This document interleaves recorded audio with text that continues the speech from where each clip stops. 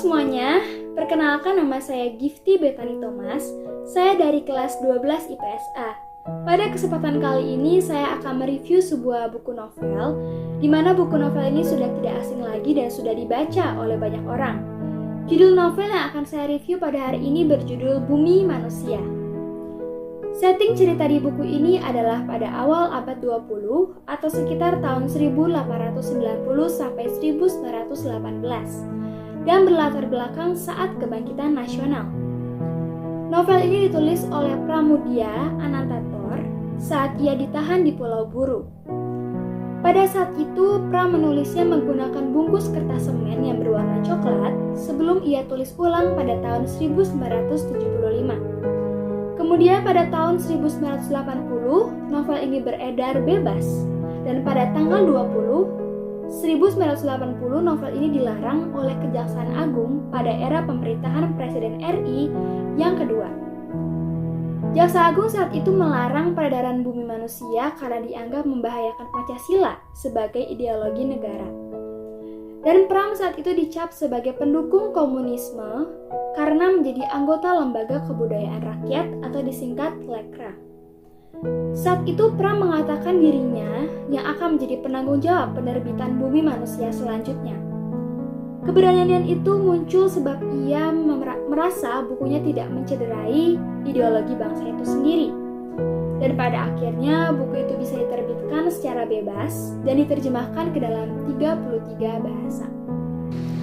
Nah, seperti yang kita tahu bahwa novel Bumi Manusia ini sudah diadaptasi ke dalam sebuah film yang berdurasi 3 jam. Namun ada perbedaan saat saya menonton dan juga membaca novel Bumi Manusia ini. Yaitu saat saya menonton film ini ada beberapa peristiwa dan juga keadaan yang tidak dijelaskan di dalam film, namun dijelaskan di dalam novelnya. Lalu yang saya rasakan pada saat saya menonton film ini juga dan membaca ialah karakter tokoh yang diperankan di dalam film tidak begitu sama dengan yang ada di novel. Jadi itu tidak terlalu memenuhi ekspektasi saya terhadap film tersebut. Dan juga ada beberapa karakter yang ada di film itu menurut saya tidak cocok memerankan karakter dalam novel.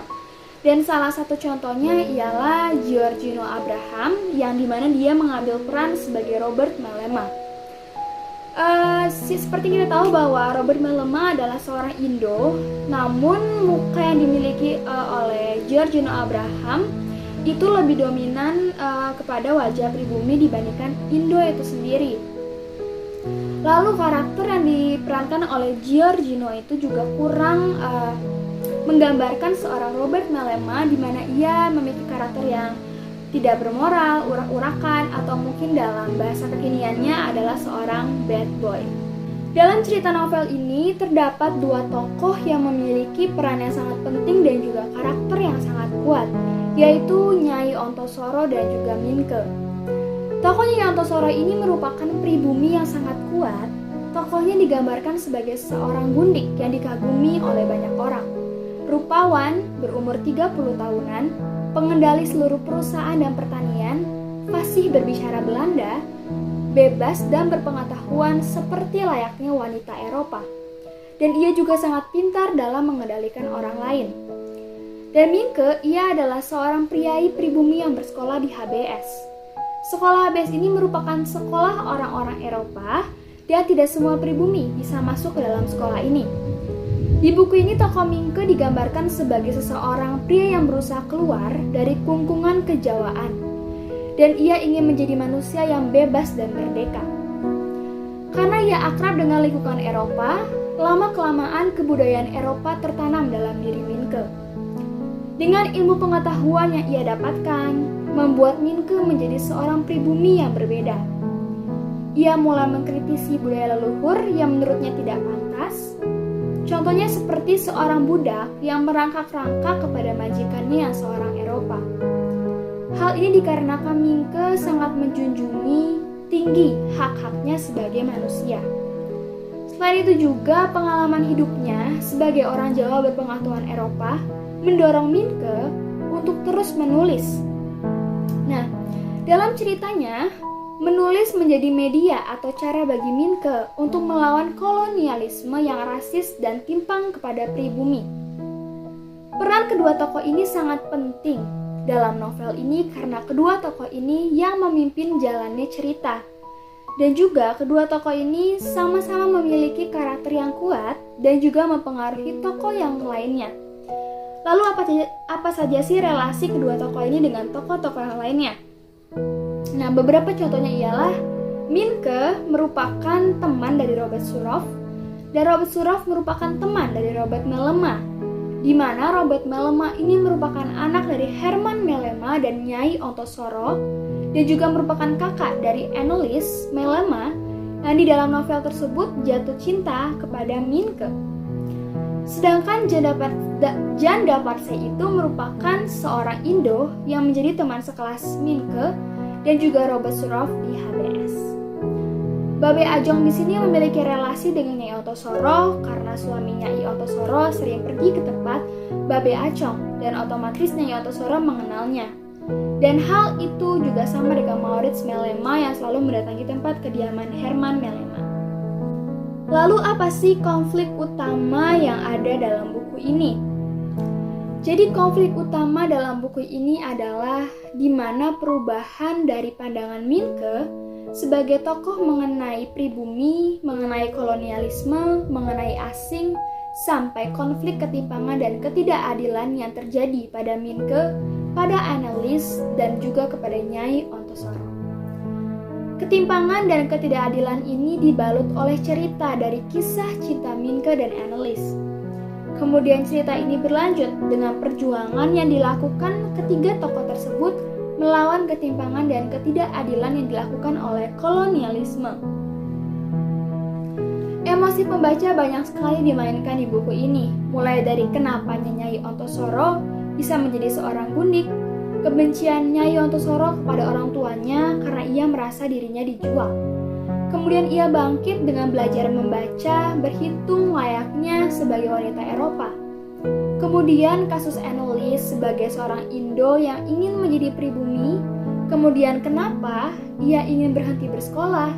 Kemudian konflik dengan kakaknya dan perubahan sikap ayah Annelies.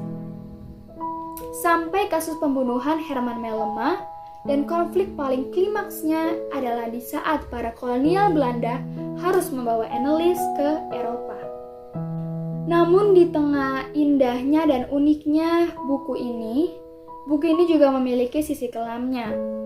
Pada saat itu, Jaksa Agung melarang peredaran bumi manusia ini karena dianggap membahayakan Pancasila sebagai ideologi negara.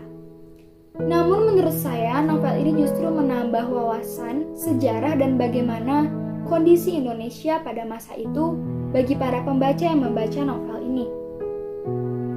Dan jika pelanggaran novel ini ada tanpa suatu alasan, menurut saya ini sangatlah tidak adil. Mengapa? Karena seharusnya negara menghargai karya dari masyarakatnya, dan di mana buku yang ditulis oleh Pram ini bukanlah buku biasa, melainkan banyak sekali nilai-nilai dan pengetahuan yang dapat kita ambil. Lalu apa saja nilai-nilai yang dapat saya ambil dalam buku Bumi Manusia ini? Nilai yang saya dapat dari buku ini adalah seperti quotes yang dibuat oleh Pram tersendiri yang berbunyi, sebagai terpelajar harus sudah bersikap adil sejak dalam pikiran, apalagi perbuatan. Dan salah satu quotes lagi yang saya suka ialah terdapat di bagian akhir buku yang berbunyi, kita telah melawan naknyo, sebaik-baiknya, sehormat-hormatnya. Kedua kalimat tadi memiliki makna yang cukup dalam bagi saya, bahwa keadilan itu harus dimulai sejak dalam pikiran. Bagaimana kita sebagai manusia bisa memanusiakan manusia yang lainnya, kemudian tetap menjadi berani, mencintai, serta berpihak kepada keadilan dan kebenaran. Karena banyak sekali manusia saat ini yang mengaku mencintai keadilan dan kebenaran, akan tetapi tidak berpihak pada keduanya. Seperti yang kita tahu bahwa hal di dunia ini memiliki kelebihan dan kekurangannya tersendiri. Begitu juga dengan buku yang saya baca ini juga memiliki kelebihan dan kekurangannya tersendiri. Dan menurut saya, kelebihan dari buku ini adalah banyak kejutan di dalam buku ini. Mungkin orang-orang di luar sana menganggap buku ini sebagai buku yang jalan ceritanya serius dan sulit. Namun cobalah terus membaca buku ini, karena banyak sekali halaman-halaman yang membuat saya sebagai pembaca sangat terkesan dengan ceritanya. Karena membayangkan bagaimana kisah romansa antara Minke dan Annelies. Selain itu juga, saya suka dengan kemampuan deskriptifnya Pram yang detail dan holistik. Sehingga saya sebagai pembaca ketika membaca buku ini tuh bisa membayangkan keindahan rumahnya Annelies dan Nyai Ontosoro dan bagaimana cantiknya seorang Annelies. Lalu kekurangan dari buku ini menurut saya ialah beberapa bahasa yang dipakai di dalam buku ini terlalu puitis, sehingga banyak beberapa bahasa yang kurang saya mengerti yang memungkinkan kurang digemari oleh kaum milenial.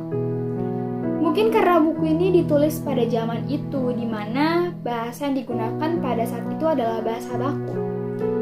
Dan saran saya adalah jika boleh, novel Bumi Manusia ini bisa di-remake atau dibuat kembali dengan bahasa yang lebih sederhana dan mudah dimengerti, sehingga generasi milenial atau generasi zaman sekarang seperti saya ini lebih tertarik untuk membaca novel ini.